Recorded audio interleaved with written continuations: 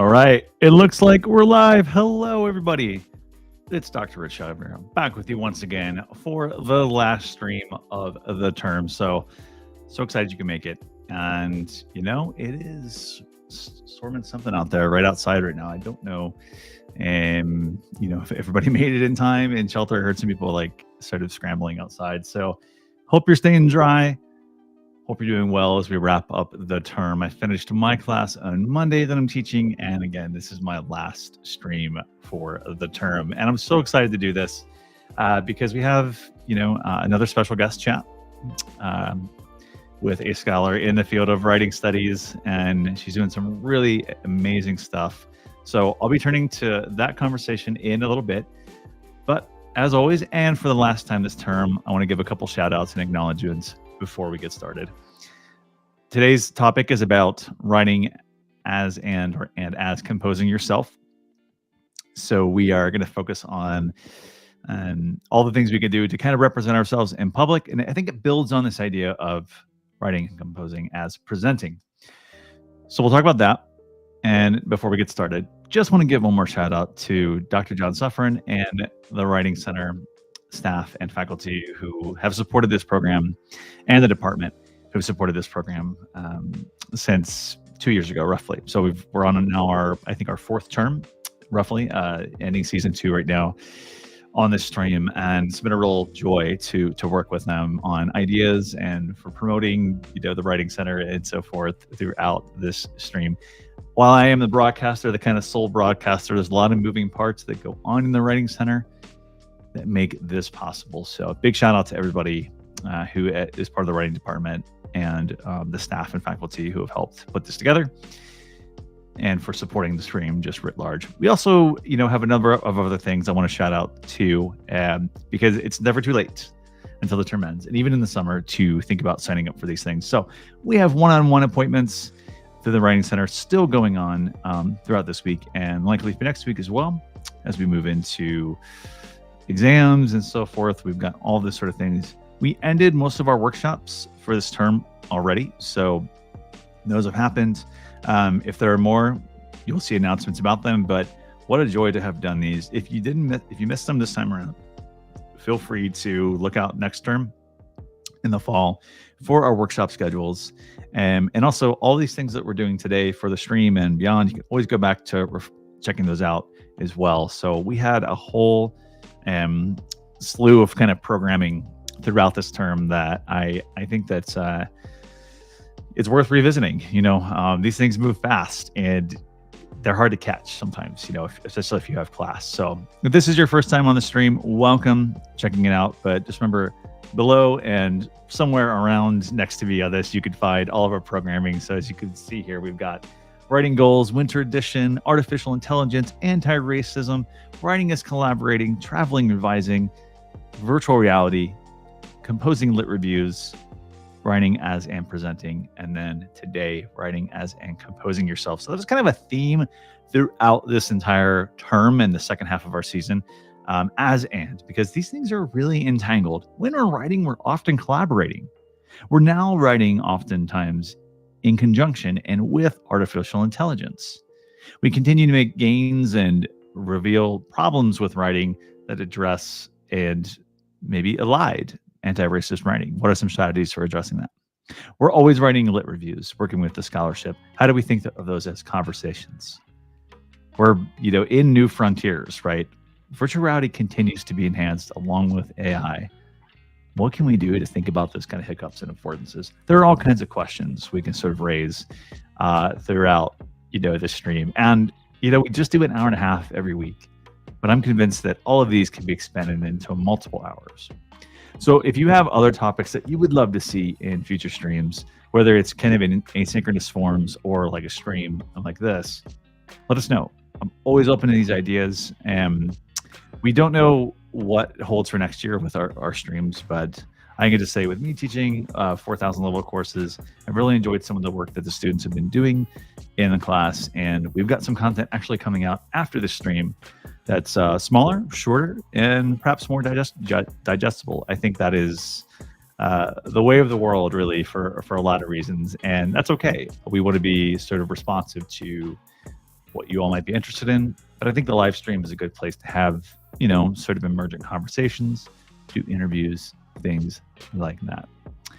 Okay, so let's move on to today's topic, writing as in composing yourself. So, there's a number of questions we can kind of think about this. Composing yourself to what end? So are we talking about digital public kind of information? Are we talking about like social media? How do you represent yourself? And it's kind of in line with presenting. We're presenting information to public audiences. We're doing that in seminars. But beyond that, how else are we presenting and kind of composing yourself? How do you represent yourself when you're online? I don't need to gesture to a lot of scholarship to suggest that a number of people say there's issues with composing yourself online and representing yourself, right? It could be on the grounds of professionalization. There've been a number of articles about athletes and scholars who did want to represent themselves in certain ways online or compose themselves for fear of backlash. And I didn't even pull this up before, but I will. This is called, I wrote a piece that's really short about this, basically called Student Athletes Between Fielding Rules and Effective Publics.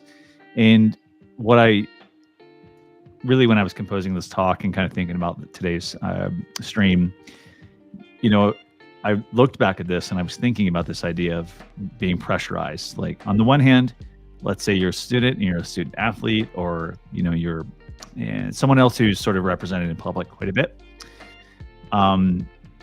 You have that identity, and then you have what the university is telling you that you can say and you can't say.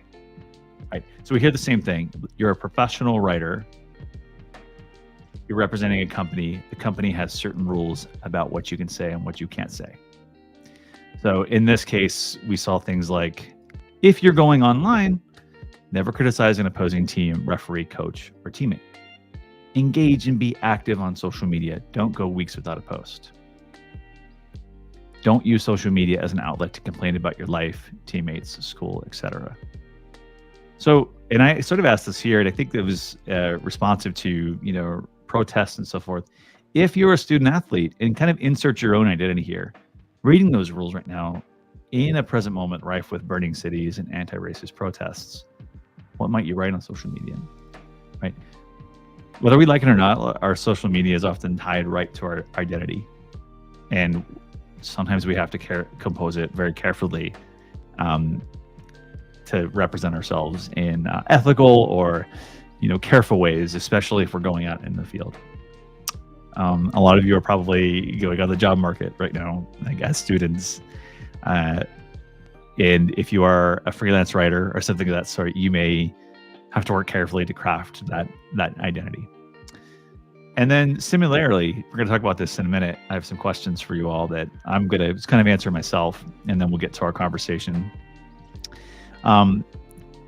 While I'm thinking about writing yourself into web spaces and things like that, also like generally when you think of being calm and composed, how do you compose yourself in different ways? What helps you stay composed? So we can kind of play with that word just a little bit when we think about this topic.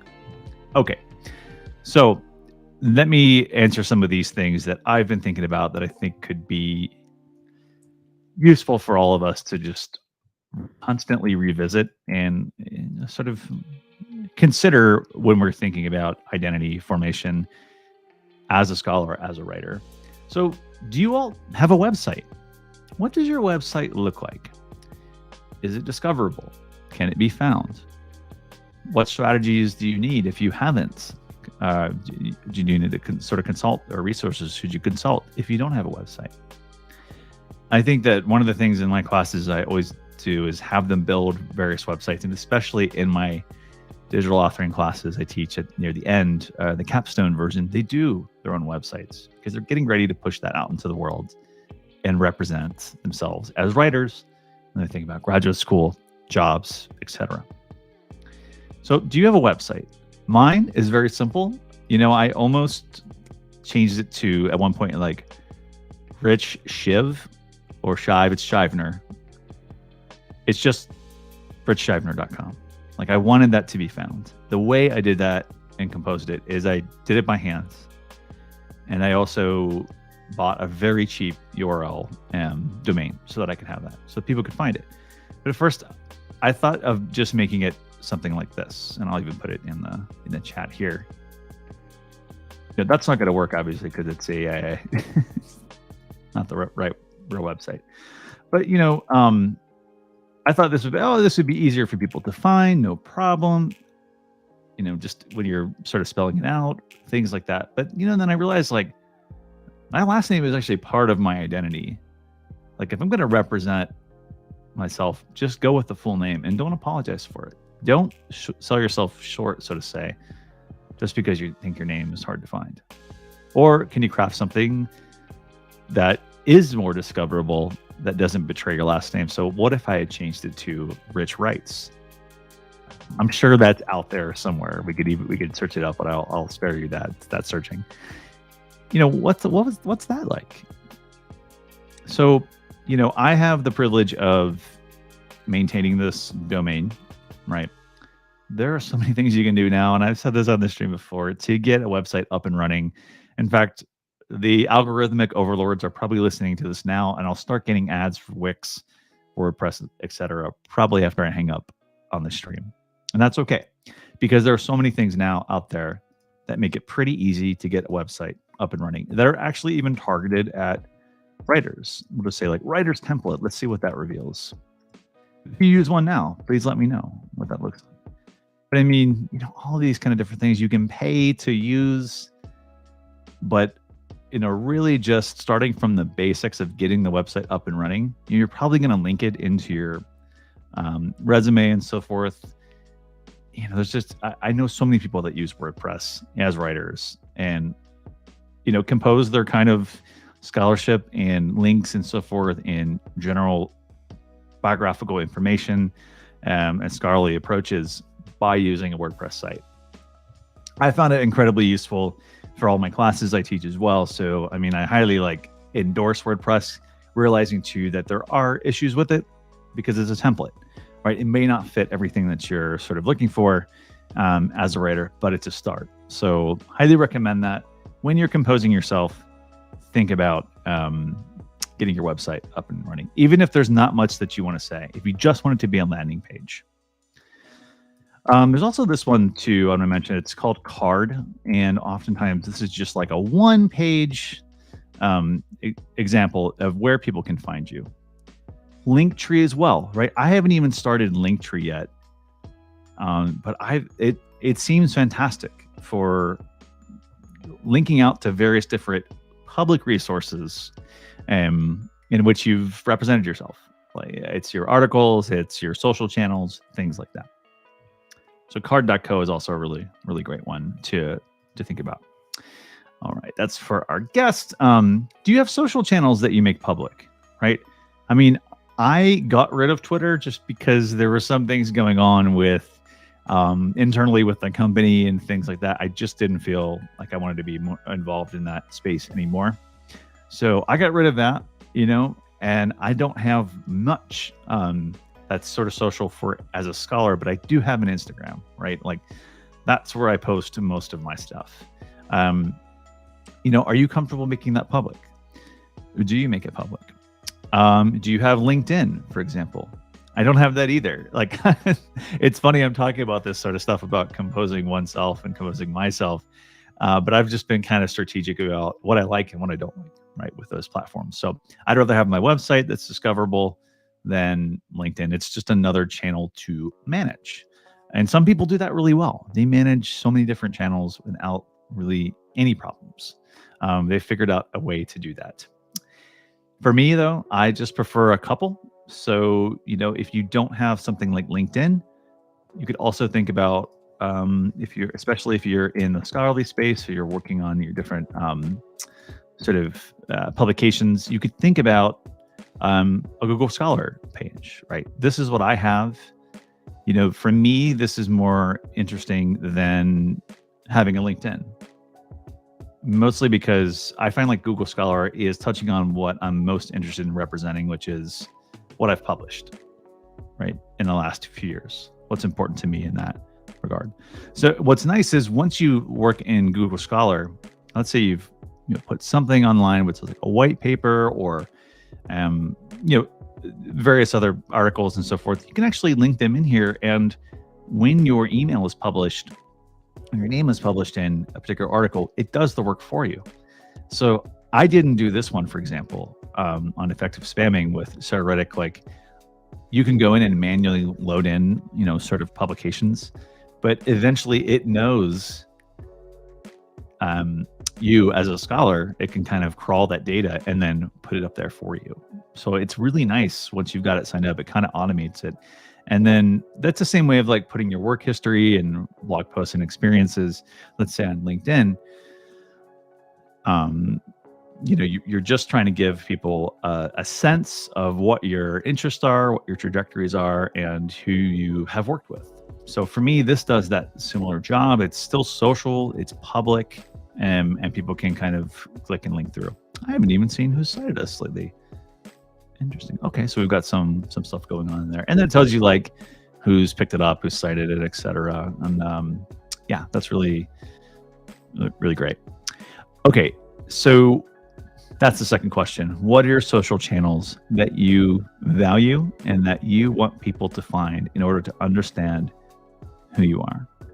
And I guess what I keep kind of going back and forth on in this is composing yourself is also about representing yourself, right?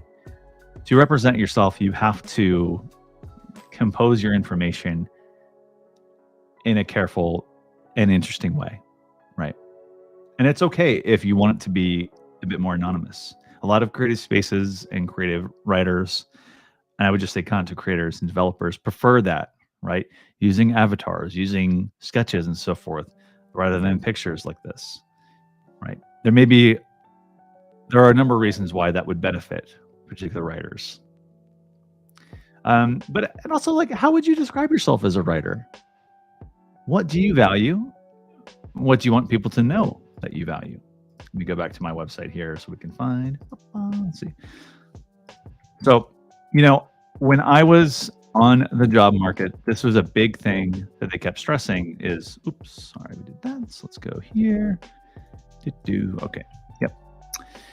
Was, when people find you, what should they know about you? And so mine was just very simple. Like I admit I kind of need to craft this a little differently, but writer, researcher, teacher, like those are the things. Overall, like I find myself just somewhat obsessed with writing in all contexts. My job, I foreground research. That's what I was hired to do, is focus on research as well as teaching and service initiatives. So the priority is to think about doing research to understand and circulate new knowledge about digital writing, and especially emotion. So in that order, like that's what I valued. That's what I wanted people to know. And then, I used to say here that I was a recent student at University of Cincinnati. I did my PhD there. And now I'm just like, I'm an assistant professor in York University's writing department in Toronto, Ontario. And then you can see more, right? So all these sort of links. But then, I did this after the job market, but, because sometimes when you go into spaces, and I do think it's like kind of sad in ways, and it's an unfortunate truth that you have to kind of craft your materials about yourself in a way that may not compromise opportunities. One of the sad truths is that and not, I don't, maybe I should back up, not the truth, but one of the common pieces of advice is you don't talk about your family or anything like that when you go out on the market, when you do these sorts of things. You don't want to give anybody a reason to reject you. And what the implication is of that, and the implicit thing is, if you have a family, you won't get hired. And I think that that's a real problematic thing that we have to continually address. And I've read like advice books on going out on the market and so forth and doing these things, and that's what they say, like downplay all of your social and family sort of connections and relations. It's just try as we might to hope that that stuff doesn't happen in different rooms, like I think it does. And it's tricky because humans are humans. They talk, right? Things like that. So this is something that didn't come until later. I was just like, I am a writer. I want to do this thing. But then I was like, you know what? Now I'm in this space. I'm feeling a little more comfortable. And also, like, maybe I just, in the future, just don't care. Like, if you don't want to hire me because I have a family and so forth, then I don't know if I want to be there, right? That's coming from a privileged position. It's tough. So this is my son. He was 2 when I took this picture. And I just wanted to have that kind of flair. Like, I don't even say anything about him in this bio or sort of overview. But I'm just like, hey, I'm a human. You're a human. I want to compose it in a way that makes me feel and seem human, right? Not just a robot writer, like who produces it, has no social life. So as I say here, give me all things writerly and rhetorical. My latest research investigates digital media practices, and I teach courses in rhetoric, composition, and professional writing. Before I started my doctoral work, I directed a freshman reading program and taught composition journalism courses. Years prior, I wrote technical support documents with software developers, and I reported for local newspapers and national magazines. I take pride in being a flexible colleague who can teach and research a range of writing inquiries. So this is still a mouthful. It's only a few, it's not even 100 words, or maybe it's close to it, maybe 75. But like, that's something I could say on a walk. But I think there's something to be said about, how would you describe yourself in just a sentence? I'm a writer who really enjoys what? Fiction. What kind of fiction? Nonfiction. Journalism. This is my focus in journalism. For me, it's about digital media and emotion. That's where my research is mostly stemmed from. And that's what I love writing about. So, regardless of where I am in the institution or who I'm meeting, that's generally what I say. I even got it down to a kind of scientific approach where I talked about a method. So I'd say, yeah, what are you working on? What's your position, Rich, or what's your kind of research interest? And I'd say, I'm looking at the relationship between digital media and feelings and emotion, right? And when you say the relationship between, you're basically saying in a way about how you tend to go at that research, and it's very clear, right? I'm doing the relationship between X and Y. Similarly, you could just say, my research interests are generally digital media, emotion, and editing, or something like that, live streaming. If you can get it down to that, that's really good. So just some examples of quickly composing, a bio or an identity that you want people to know. And you have that control in terms of how you represent it. And then here's the last question. What music or hobbies help compose you or yourself? What keeps you grounded, right? Like, I need music to calm down. Like, I need that lo-fi chill hop material to keep myself grounded, right? Or I need like a wall of sound around me to center myself, right? Like if it's metal or it's shoegaze or something of that sort, that helps me stay grounded.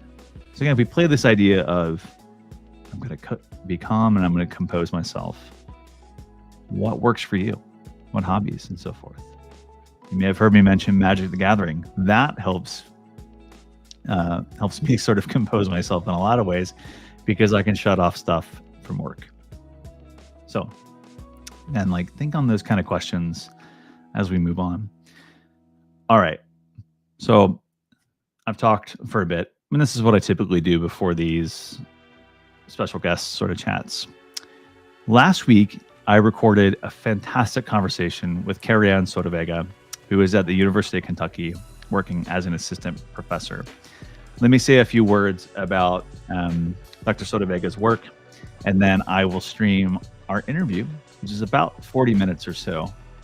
And what you're going to hear in this interview is how Karrieann Soto Vega has composed her scholarly identity, how she represents that on her website and in her scholarship. And then we'll also talk a little bit about music as well.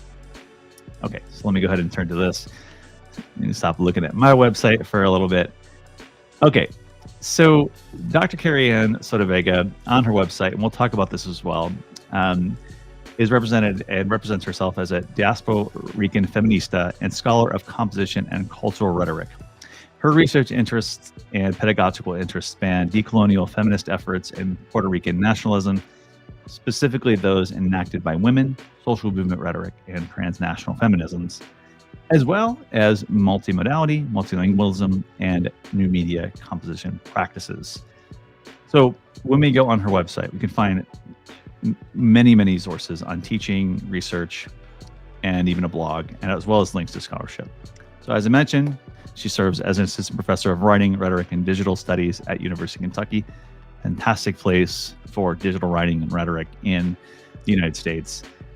She received a PhD in composition and cultural rhetoric at Syracuse University, which is not too far from us, and then an MA in English education at University of Puerto Rico.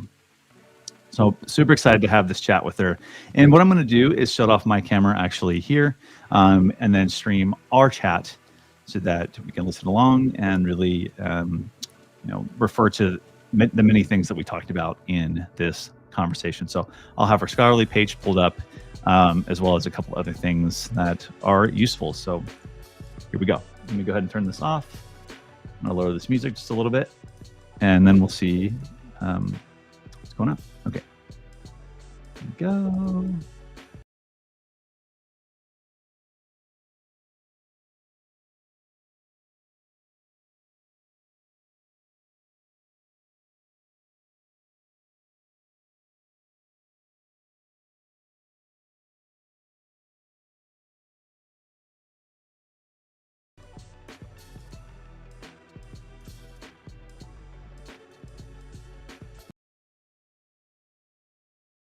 Hi, Karrieann. How are you doing? Hi, I'm good. How are you? I am fine, and I think this was meant to be because we're both wearing black cardigans. Ooh, Yeah, there it so is. it's Is it we cold? got the memo.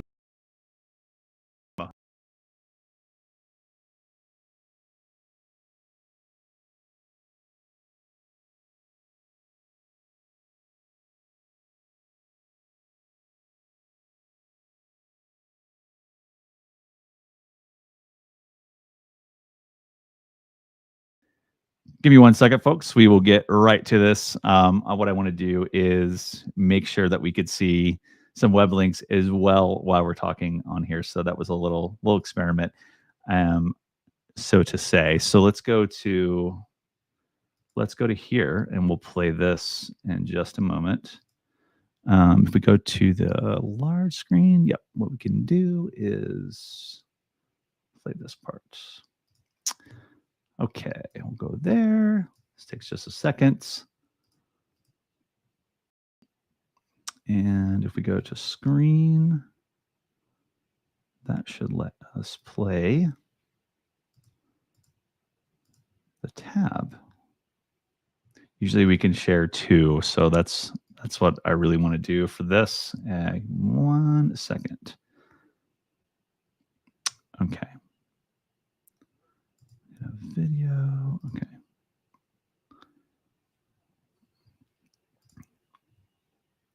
So I wonder if it's kind of all or nothing. Like, you probably on this, you have to do just one. So we'll see if we can get this to play.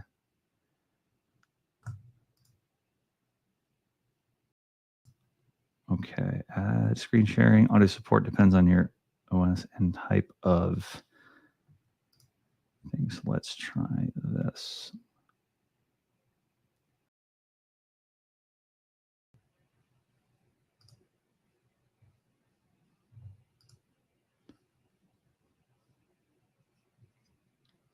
I think if I do, let's see if we, I think if we do it this way, this will work. Let's try this. All right, there's that. Okay, so it's,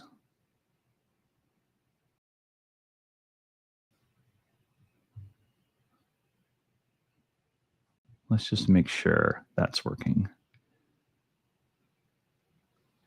Okay, I'm going to listen on my computer as well.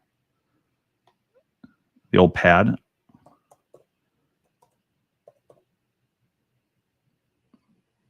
So that we can see. Okay. And then I will play this, and yeah, I think we're good.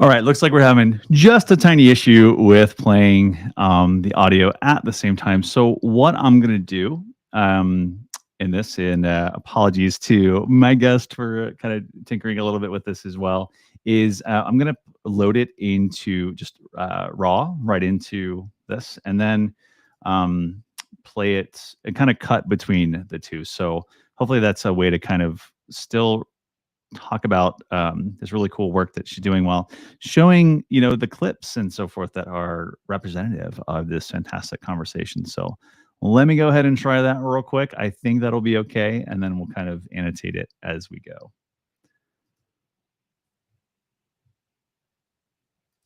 Okay, we are on. Good to go. Hi, Karrieann. How are you doing? Hi, I'm good. How are you? I am fine. And I think this was meant to be because we're both wearing black cardigans. Ooh, Yeah, there it so is. it's, Is it we cold? got the memo. Yeah. It snowed And we were talking, yesterday. what it did, yes, just a little bit. So So we have that in common. We have snow, we have cardigans, and right before this, we were talking about music and journalism and things like that. And like I used to do that, write about music, and that was some of the plans you had as well. it Do was you one want of to? my goals. It was one of Yeah. my dreams that I never actually, pursued it. I went the more academic route, but I think that one of the things that I've come to terms with is that I am contributing to the scene in different ways, right? And we can talk about this a little bit more in terms of the composing yourself, but I do remember that when I went to grad school, like PhD, I Mhm. wanted to write a history of the indie rock scene in Puerto Rico, right, where I'm from. Mhm. So that was sort of my consolation prize, that I was going to be able to bring my peoples into, and particularly again, like material culture and Mhm. um, music into the academy. So I think that there are a lot of cool venues and groups and organizations and caucuses and Cs that are interested in these matters. So that's very exciting. But I am very jealous that you got to do it. It was a long, it felt like a very long time that I'd been doing it. It was just 2 years, but it was a lot of field work and going to festivals and doing that sleepless nights. And I think I learned a lot from it, but I guess conversely, I sort of found my way to the academy after doing that and went, okay, how can I use these skills, these ideas to do like reporting and things like that, and tell these like these kind of unsung hero sort of stories, right? Like of indie groups and things like that. So yeah, it was interesting, but um, it's composed me in different ways, and that's what we're talking about with you today is this topic of composing yourself. I mean, bring such an interesting confluence of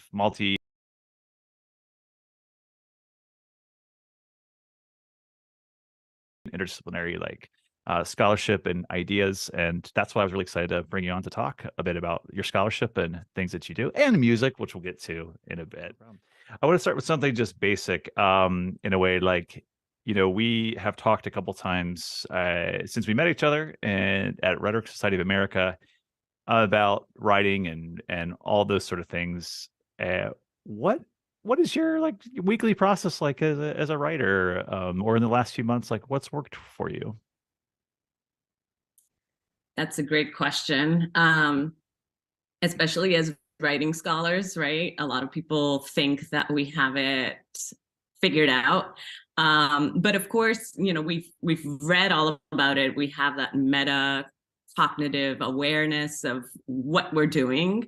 But I think that with every project and with every stage is different.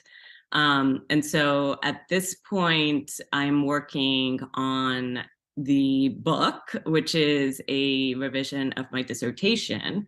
So it's bringing up a lot of memories and also queries that are critical that I have to consider carefully.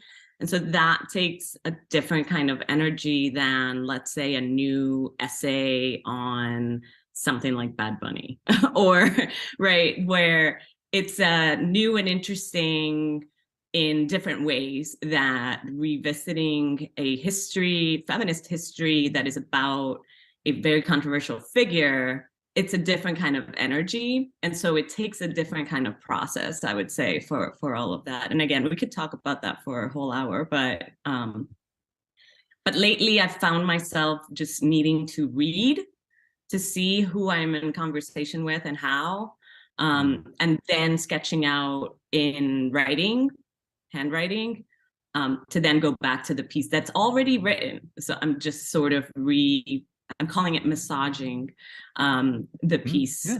every day. So Oh, that's wow. the most recent sort of experience, I would say. Excellent. And a few weeks ago on this stream, we talked with Christopher Morris about conversations in the field. I was wondering just if I could ask you sort of while we're riffing on this topic a bit, we got to use that musical term, right? Riffing. Mhm, Uh, what do you think of the idea of conversations in the fields, like as like that, just that word as like part of a scholarly endeavor? I do not believe in literature review. I don't like that term. I very much prefer conversation. So definitely on that same train there, because if you think about it as a literature review, you're continuing to put forth the idea that there is a right and a wrong, right? That you need to have these people cited. Whereas if you think about it as a conversation, then you are more in the actual human, interaction. And so we're thinking of writing as a conversation. You can also think about a conversation that you have with your friends, with your family, with important activists. Uh, if you think about going and advocating in a city hall, right? All of these things, there's still a conversation, right? And so I think, yeah, I definitely like to think about that. Wow, yeah, and right, it feels like literature reviews can often be adversarial, and I think that's what we touched on a bit. Is like we're not trying to poke holes, but build on and say like, I find what you're saying is interesting. Let me offer my perspective on it. So that's a Right. very helpful Yeah. way of thinking about that. So, um, all right, so let's talk about the work you've been doing, and how you sort of position yourself. Because I think one thing that we've been talking about, especially in our department and things, is how we position ourselves as scholars and as professional writers and so forth. And so, if we look at your site, it's positioned. You identify yourself as Puerto Rican feminista, a scholar of composition and cultural rhetoric. So I was wondering if you could just talk a bit about the value of composing a scholarly identity, especially one that draws on like inter/multidisciplinary scholarship. I think that the description that I kind of came up with about myself as a scholar, right? I'm not Karrieann Soto Vega, daughter of Ana Maria Vega and someone, right? Like if you think about how you describe yourself, it positions you as a X, right? As a particular ethos. And so if of course the kind of scholarly website needs to have a succinct description. And so that's what I came up with. I think that it does encapsulate all of the multiple orientations that I have. And so I think that with the notion of Diasporican, which I talk about a lot more in my book, because it's something that it's a concept that is coming from a particular community in New York City.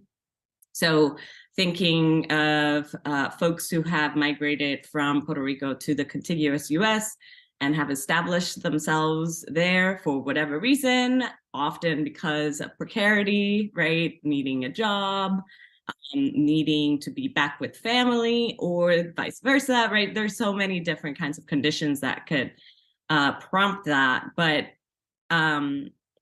it is a better description than, let's say, New Yorican, that entails a particular, again, state. And so there's people who talk about being Mexi-Ricans, so Mexican and Puerto Rican. There's people who talk about Chicago and so on and so forth, right? And so Diasporican is a bit more open. It also kind of gestures to the time, because again, if you're thinking about first generation, second generation, all of these things, thinking of ourselves as constantly in diaspora, going and coming back, what we call el vaivén, which is the coming and going. That was very important for me because, again, it tells a larger story of my own life. And of course, I'm a feminist, so feminista. I'm Spanish speaking, so has to have that little inflection. And composition and cultural rhetoric is what I studied for my PhD, but it also does describe very succinctly my orientation to the field. So I hope that that was clear enough at this point. Again, I could talk about each of them a lot more, but especially the composition part, right? What does it mean to compose versus writing? Yes, I feel like an entire season we could just like think about the meditations of that word, but I'm just fascinated that like your lived experience just figures into just think those terms and how you can there's layers to it, right? I think of like on my site it's just like writer, teacher, researcher, and like I'm like, man, there's such a nice like distillation of your work and like identity really going on there. So thanks for sharing that. And yeah, your Yeah, website's and I think fantastic too. Yeah. thank you, thank Yeah. you. I also did want to say though, like I said before, I came to grad school with the goal of providing a perspective of a Puerto Rican that was raised in the Caribbean archipelago, right? And that it was when I was doing my master's work, in my mind, it was definitely absent within English studies writ large. It was usually, again, folks in the diaspora speaking about either folks in the diaspora or then, what happens in the Caribbean. So, so that to me was just central. If I didn't have that, then I wouldn't even be here. Mm-hmm. But that's me. Yeah. Wow. Okay. So your book, we've sort of touched on it, and as I've had planned in the introduction, before broadcasting this on the stream, but we'll talk a bit about that. But do you want to tell us just a bit more about like the central idea of the book and tentative title and things like that, if you're okay with that? Yeah. So as I mentioned, the book is coming from my dissertation, which was on Lolita Lebron, who's this Puerto Rican nationalist revolutionary who very controversially engaged in an armed assault against US Congress in 1954. And so, of course, that has been brought up, especially after January 6th, as a false equivalency, as, oh, but look, other people who are not white actually engaged in armed assaults in the US Congress. Again, false equivalency because of the different kinds of motivations that brought them there, and also that there was no one who died in that event, and they were, at least for her part, very much just engaging in a self-sacrificial sort of, again, action for calling for Puerto Rican independence. The conditions, the political conditions that led to that moment, are very complicated. We could go back to 1898 with the occupation of the US with the Spanish-American War, and so on and so forth, but we're not going to do that. But I also look at what she did then and what she did afterwards, after being in jail for 25 years, getting pardoned by Carter in 1979, 1980, and she continued her activism. She actually broadened her networks of solidarity, and then engaged in other kinds of struggles like environmental racism in Puerto Rico, anti-militarism, was always at the university supporting the students whenever they were protesting tuition hikes or whatever austerity measures were being put in place, speaking against injustice really everywhere. So she is what I am theorizing as, or engaging in what I'm theorizing as, rhetorics of defiance. And so the book is about rhetorics of defiance, but I use her life story to theorize that. Okay, as like the central case of and following that through. Interesting. Yes, and I obviously go through different kinds of traditions, again, thinking about the conversation, that do address defiance, and a lot of them are women of color, third world women feminists, and it just signals that there is a need, right, for defiance. And so what are the systemic oppressions or structures that prompt these kinds of necessary rhetorical tactics? So that is, in a nutshell, what I'm trying to do in the book. Yes, and lots of things to pull on and compile, and I can't wait to read it when it comes out. That's just that title alone is just, it's going to have a lot of energy, I think, and so forth to it. Okay, so we talked a bit about that project. Thanks for outlining that. It's really, really fascinating. I want to pivot a little bit to talking about some of the manuscripts you and journals you published and so forth as part of like this, composing oneself, so to say, like in different ways, what your sort of trajectory looks like. So you've published in journals such as Feral Feminisms and Journal of the History of Rhetoric, and there are other ones that are even specific to Puerto Rico, things of that sort. I wanted to ask you, what do you think are some potential affordances or challenges of writing for publication, especially when it's in like a very interdisciplinary context? I'm also thinking through a little bit about how to differentiate, how impossible it is to differentiate the different kinds of venues, right? Thinking of the concept of composing oneself, given that, as I was mentioning, my intention has been to bring my whole self, whether it is in I don't know, I'm thinking of an upcoming piece in 4Cs, right? College Composition and Communication Journal. I mean, 3Cs. And so that has been very much my goal since I started. As you mentioned, I do try to address particular fields, right?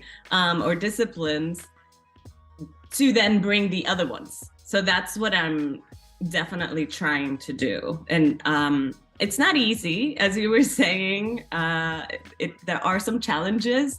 One, in the conversation, especially because, right, not a lot of people are privy to Puerto Rican history or Puerto Rican studies as a field.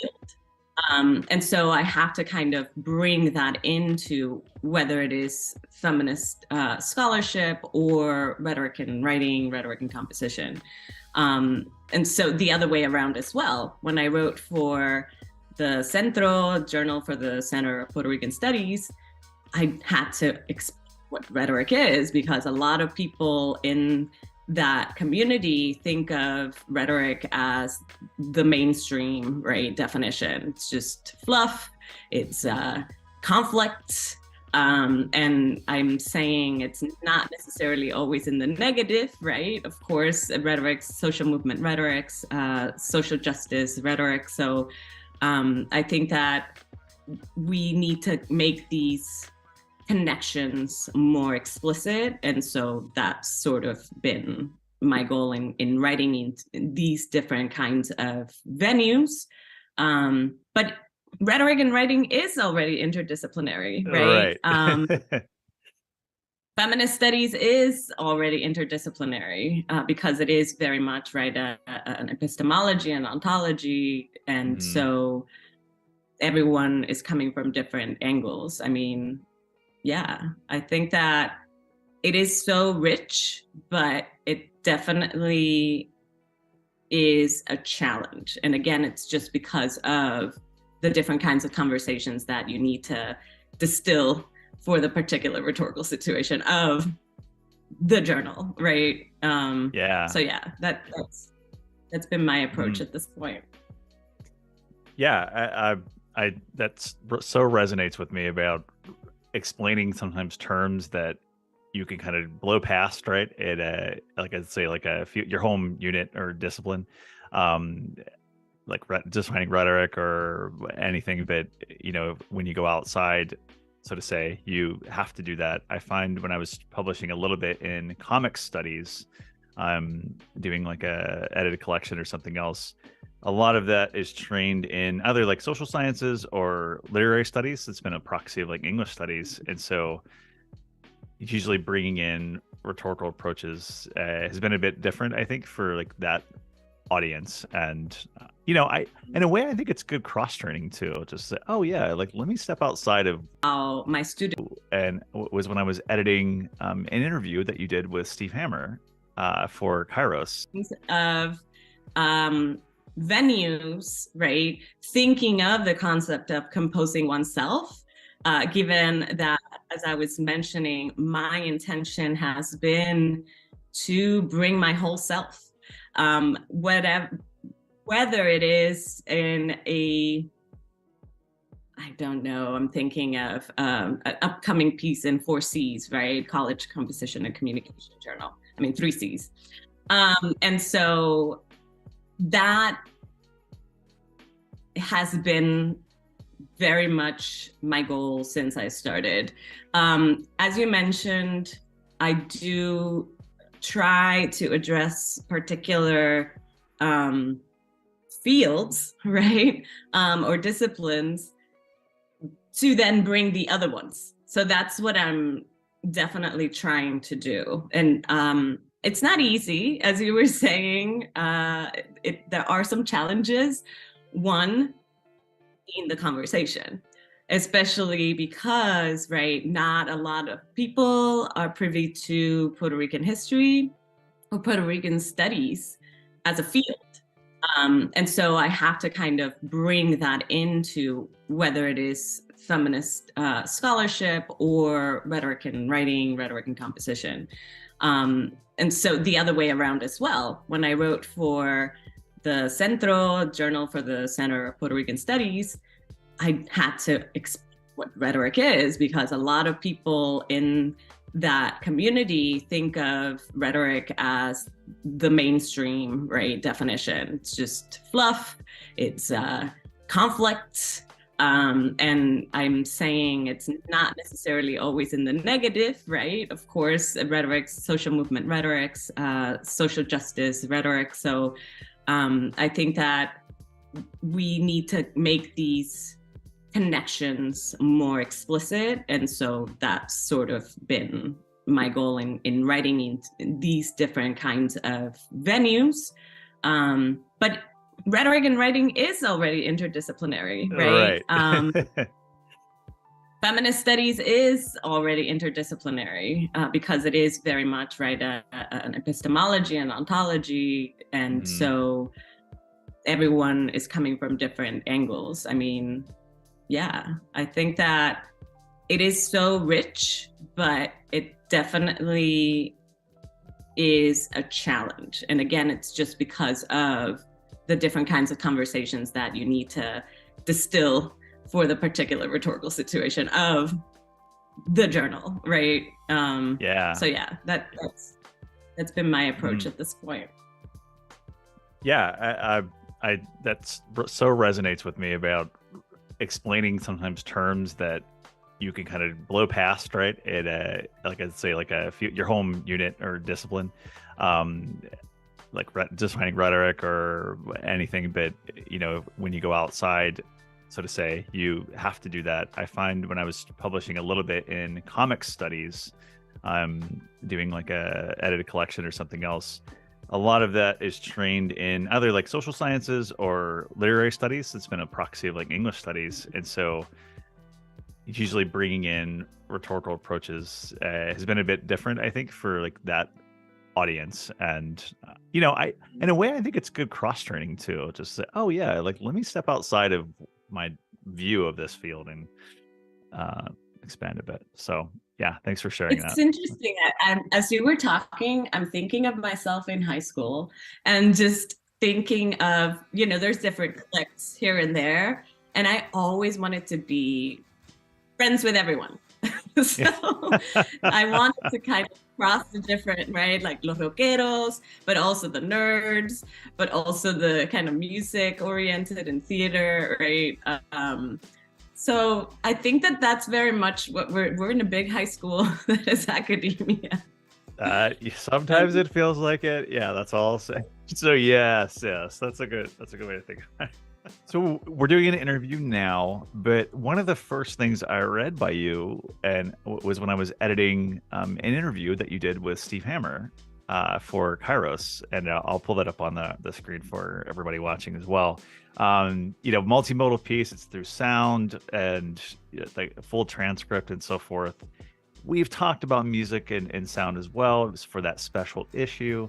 But yeah, like beyond that interview and what we talked about at the beginning, I was wondering how sound just generally is fit into your work as a as a researcher, but maybe we could talk also about teaching.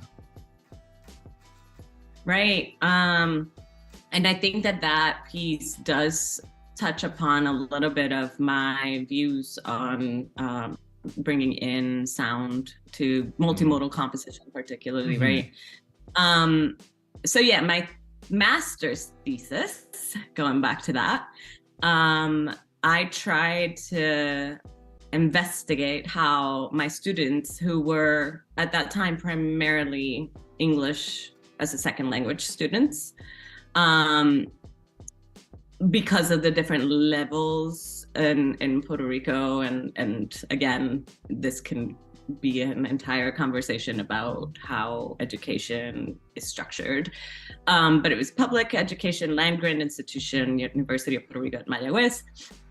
So I did my investigation on bringing in rock music and videos as a text in the classroom. And so what I would do was I would have them read the lyrics, because this was paired with a unit on narrative.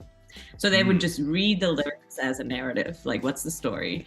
Then they would listen to the song, and in instances where there was a video, then they would watch the video, and they would record their impressions in each step. And they would also read a little bit of theory on listening to music, Copeland, and they would read a little bit on film theory, just very basics, like mise en scène, for example, right? Where's the camera? What are the lights doing? And so that was very rich and informative. I would have to give a shout out to my professors who were like, this is great, bring your passions into your projects. Because I have always loved music. I remember as a 5-year-old girl listening to the radio and hitting record in the tape cassette tape and recording each song that I liked. And so, these are things that have always been of interest to me. And as I've kept going into, different institutions like Syracuse University, I worked with some great colleagues on a podcast. So that's a different, right, instantiation of sound. And in the institution where I'm at right now, University of Kentucky, I've taught a class on podcasting, but all my first year writing classes also produce a podcast or a audio essay, right? Large part of a podcast episode sort of compilation. And I think that sound just is, as many of our colleagues say, underexplored in the field. I think that the visual is still prioritized. Of course, alphabetic text is our bread and butter, but definitely the visual has been, is still very much a priority in terms of modalities that are considered. There's so much that is still unexplored in terms of the significance of sound, but also its potential. And so, yeah, I'm just excited to see what else happens. Yeah, absolutely. And we have talked a couple times. You play bass, I understand. Well, I'm more of I have a bass. I had a bass when I was 16, and I thought that I was going to be able to, keep that going. I did kind of play in a little band with my cousin. But then I dropped it. I didn't really follow through with that. But then in a Rhetorics of Craft graduate course with Krista Kennedy, she encouraged us to pursue a craft. And so I just relearned to play a C scale. And that was my project. And so at this point, I just pick it up once in a while and I try to read the tabs and, just play. I think Dig a Pony is the latest one that I've been trying to. That's awesome. Have you seen that Beatles documentary that's out on Disney and so forth? The Get Back. The Beatles? Sorry. Yeah, the Let It Be. Yes. Get Back. Yeah, I think it's Get Back. Yeah. Yeah, and it's interesting because I don't know, did you watch it? I did, yeah. We could do spoilers, it's fine. Do you remember that the first time that Paul McCartney was playing the song, he's actually referring to "We Don't Want No Puerto Ricans"? I didn't know that, no. Yes, so you have to rewatch that part. I think it was like the second version, or the second, because it's like 6 hours. So yeah, it was very interesting to think about that context and how I think at that point he was referring to the young lords and the kind of inequities that were very present in quote unquote Spanish Harlem, right, in the late 60s. So. Wow. Yeah, I didn't know that. But I mean, I think being enamored by just watching that come together, like as a composition, just all the songs like right on the spot, and how that sort of work happens. It's magical, right? Like invention and experimentation. Yes, And definitely. And that was also part of my kind of study when I was doing my master's. I brought in a few bands from the area, and I had them talk to the students about their composition process. And they were talking about different kinds of, ways that it happens, where someone brings a riff or a lyric, or someone just brings the entire song. And so, I think that it was very and the Beatles, seeing it from the Beatles though, right? That because they're so prolific, and so how can they keep doing that, right? But it was amazing.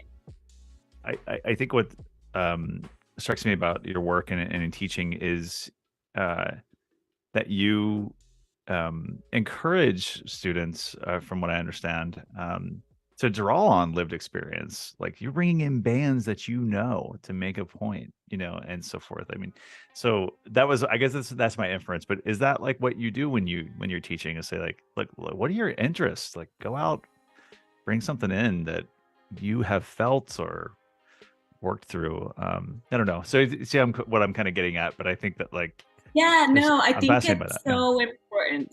And I'm trying to think about a moment where that became my thing, and I can't place it. I'm really trying to think of where was that moment. And again, okay, so one of them, I guess, could go back to high school English, where my teacher was like, I want you all to study a song, and whatever song you want.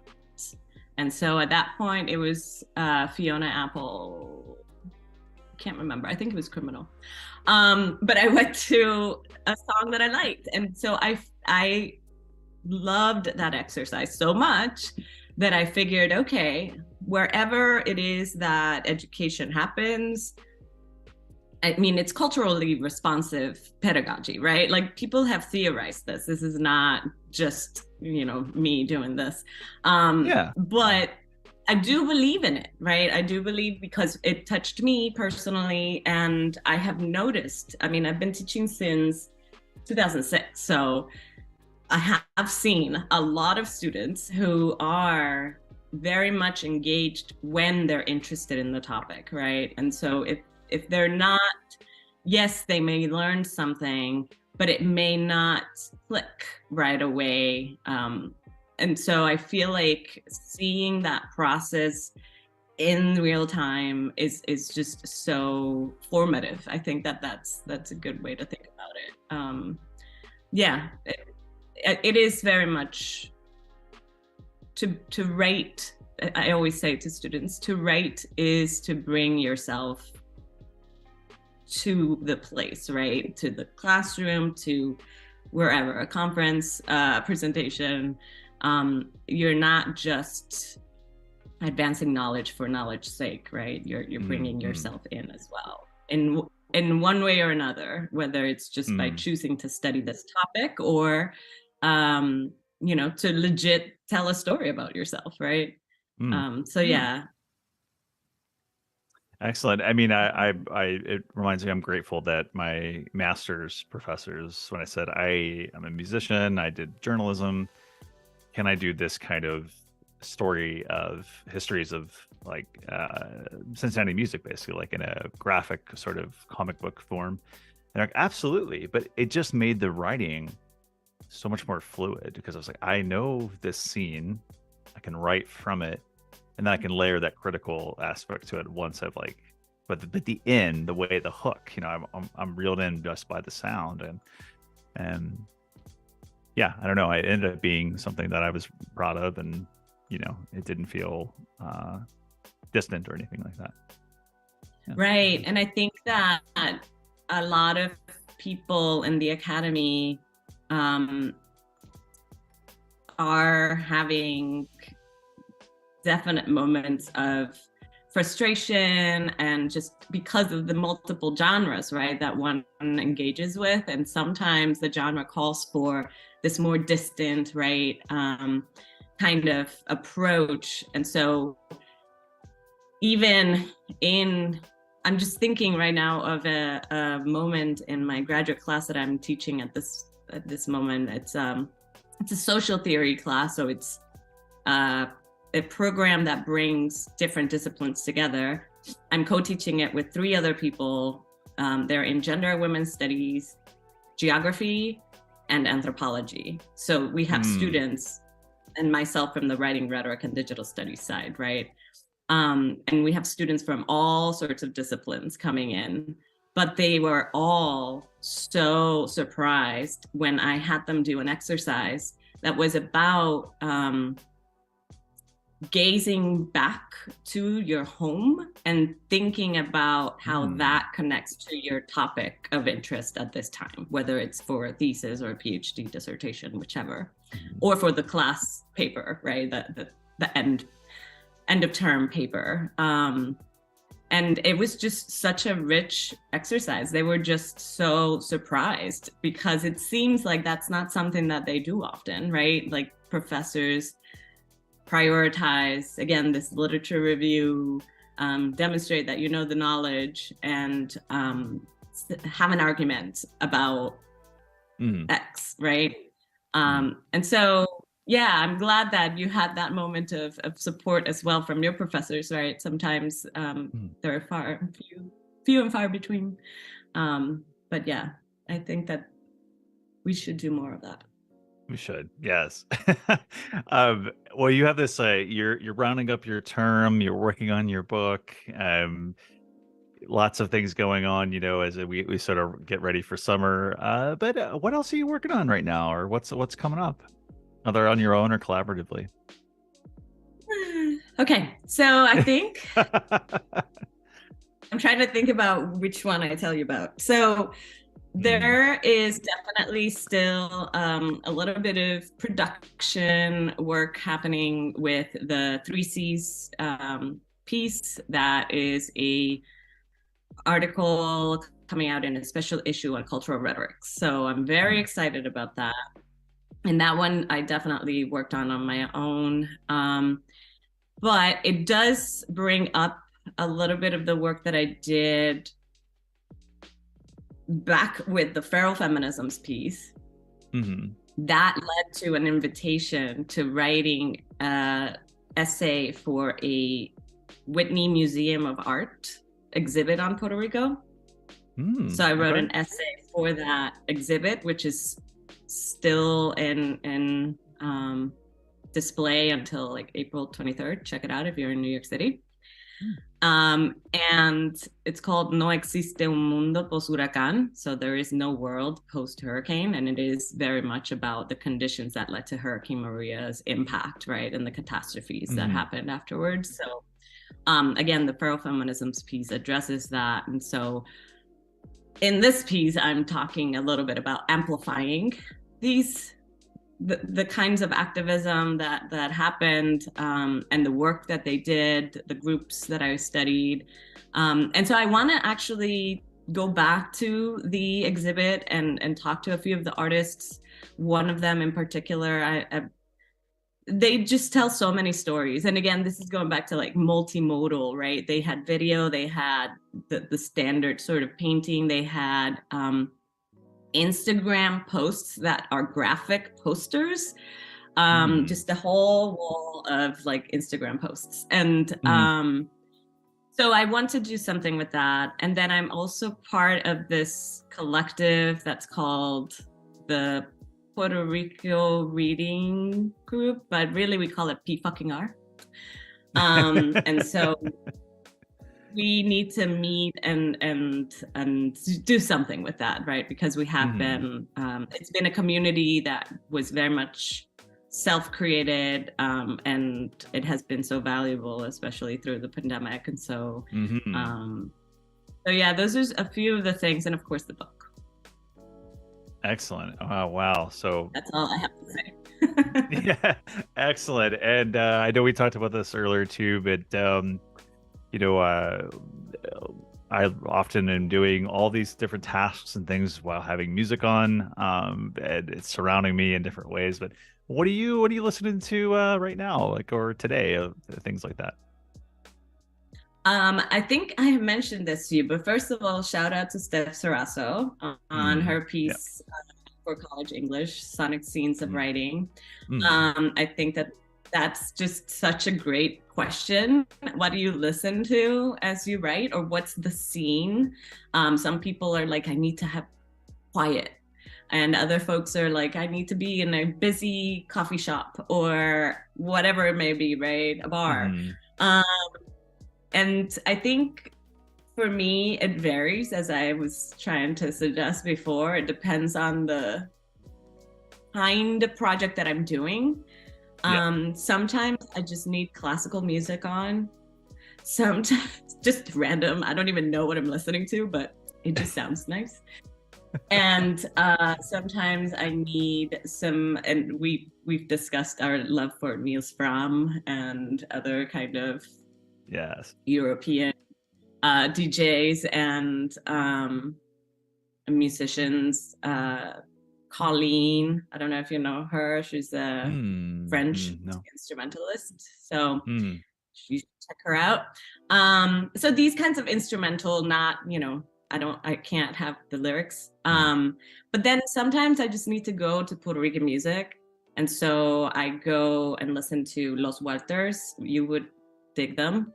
They're kind of like electro pop, yeah. Cool. and of course Bad Bunny. So yeah, Mm, just it depends. Those are some of the musical repertoires for writing. yeah. Can't Yeah. talk, other things, but It's an endless playlist yeah, for just many different writers. Yeah. yes, exactly. And to be honest, I've been sort of making peace with the algorithms. I'm like, yes, just give me something new that I don't know. Yeah. Yeah. Whichever program you use, I'm just go with it. But sometimes I do actually just play the radio, KEXP, I love for that one. example. Yeah. Yeah. Yeah. Yeah. Wow. Okay. Well, Karrieann, this has been such a joy to speak with you for this, and thanks for joining us here on the stream and as part of this series. You are our headliner because this is the last episode of season 2. So, Wow. thanks again Well, for I being our am guest. honored, and thank you so much for inviting me. It's been lovely chatting.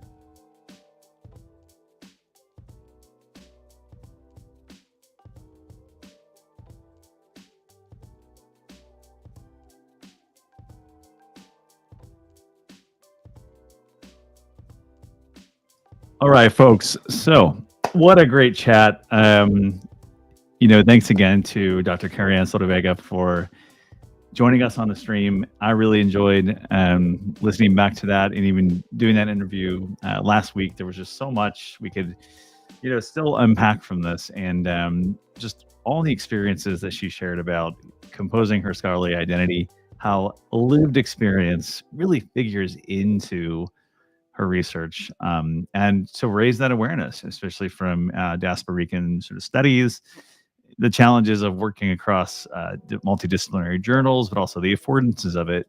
As we said, like good cross training, you can kind of think of it as you're doing this work. And yeah, it gets me thinking about how I can kind of bring in maybe some of my more lived experience in my work, and even in crafting like really fantastic websites like the one that we sort of worked through during the conversation in reference. So apologies to my special guest as well as everybody else for some of the gaps at the beginning as we were sort of trying to share multiple screens in the interviews and things like that. It takes sometimes a village to make that stuff work and to kind of compose yourself in times of challenges and things like that. So that's all I have for this week. I'm super sad to end this season as the streams, because every Wednesday I get really excited about bringing in a new topic and talking just about all these sort of different ideas that I think a number of writers encounter, no matter what sort of genre or multimodal form we're working with. So just a couple like parting words. All of these streams will be on demand. So if you want to revisit any of them, over the summer, as you're cooking up your finals, you need something to listen to in the background, feel free to consult them at any point. And if you want to recommend them to anyone else as well, feel free to. We've got a couple things underway for additional programming. So I mentioned at the top of the stream that some students are working on sort of more asynchronous content, shorter videos of writing software walkthroughs, reviews, things of that sort. And we have one particular student who is trimming down our interviews to about 5 minutes. So trying to find the most interesting information among many interesting things so that it's digestible and useful, I think, in a kind of abridged way. So streams are kind of open that way, right? They're conversational. Things could happen. So we can get rid of like certain errors and things of that sort to make for more digestible content. So we've got that planned. And then I have a mind to actually kind of distill some more of these interviews that have been done this winter and into the spring so that we can tell those stories. So even 1 minute, and kind of thinking about them as TikTok sort of posts and Instagram. May Mack, who works with us in the Writing Center, has been doing some of that already in our stories and posts. So big thanks to her for doing just that. If you haven't checked out our Instagram for the Writing Center, please do check it out. It's easy to find. And we've got clips, coming out that way as well. So stay tuned for what's next for Why You Writ Live, particularly Get Writ Live. We've got some things underway and some ideas that are kind of percolating and forming as we speak. But again, thanks for a great term. Thanks for a great stream. As always, love doing this. Love talking with you all in different ways. And we'll see you around on the YouTubes. Okay, bye.